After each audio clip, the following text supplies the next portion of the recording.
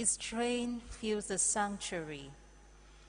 Above him stood seraphs, each one with 6 wings, 2 to cover its face, 2 to cover its feet, and 2 for flying.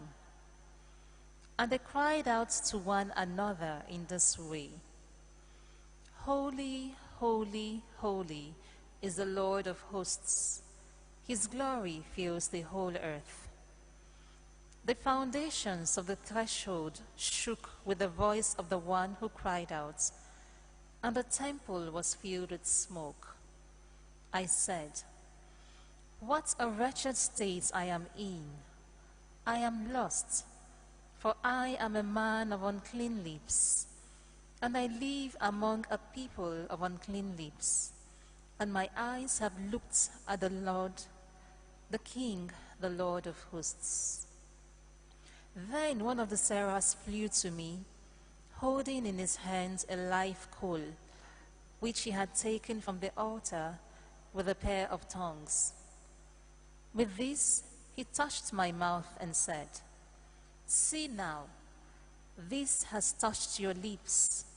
Your sin is taken away. Your iniquity is purged.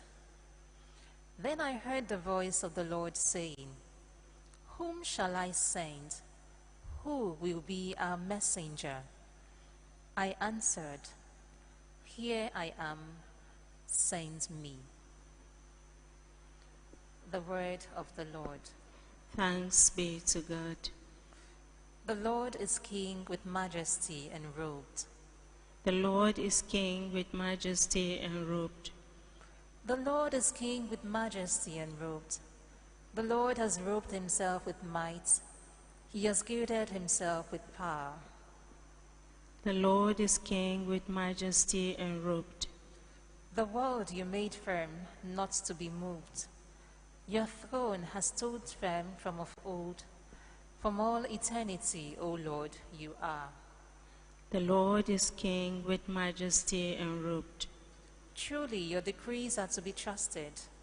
Holiness is fitting to your house, O Lord, until the end of time. The Lord is King with majesty enrobed. The Gospel Acclamation.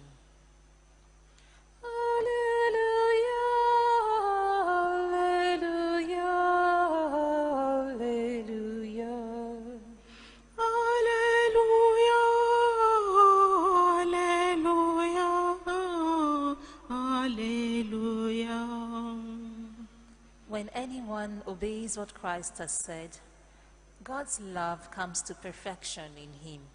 Alleluia. Alleluia.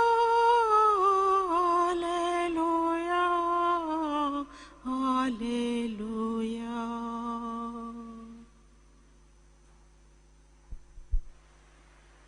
The Lord be with you. And with your spirit. A reading from the Holy Gospel according to Matthew. Glory to you, O Lord. Jesus instructed the 12 as follows. The disciple is not superior to his teacher, nor the slave to his master. It is enough for the disciple that he should grow to be like his teacher, and the slave like his master. If they have called the master of the house Beelzebul, what will they not say of his household? Do not be afraid of them, therefore, for everything that is now covered will be uncovered, and everything now hidden will be made clear. What I say to you in the dark, tell in the daylight. What you hear in whispers, proclaim from the housetops.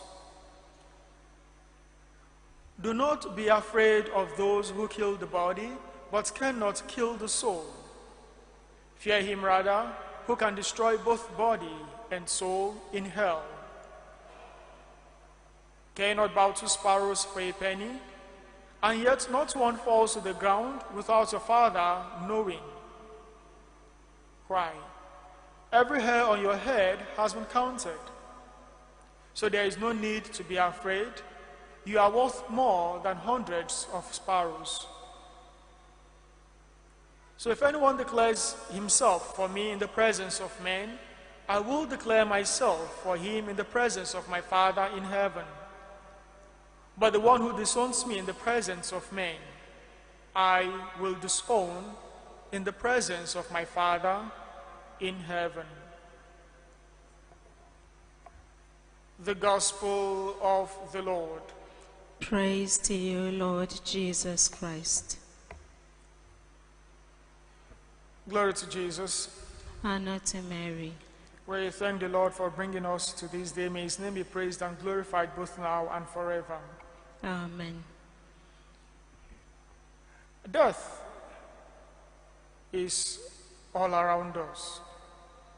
The fear of death is why this church is virtually empty, and a lot of us are viewing this online or through the media. Personally, I've experienced death in the family, and a lot of people have talked about the number of deaths that have occurred. And that had made me think, or is making me think about life after. Of course, I do that, but this brings it more in focus. So what happens in the life after? Those who have died, our beloved, where are they? Have they encountered Jesus already? Has Jesus welcomed them into heaven? Or did he tell them, I do not know you, depart from me, because you disowned me while on earth? These are some of the questions we'll ask ourselves when a beloved person dies. But the fact is, presently we do not know, so we'll pray for them. But those of us here on earth while still alive, what are the decisions we make?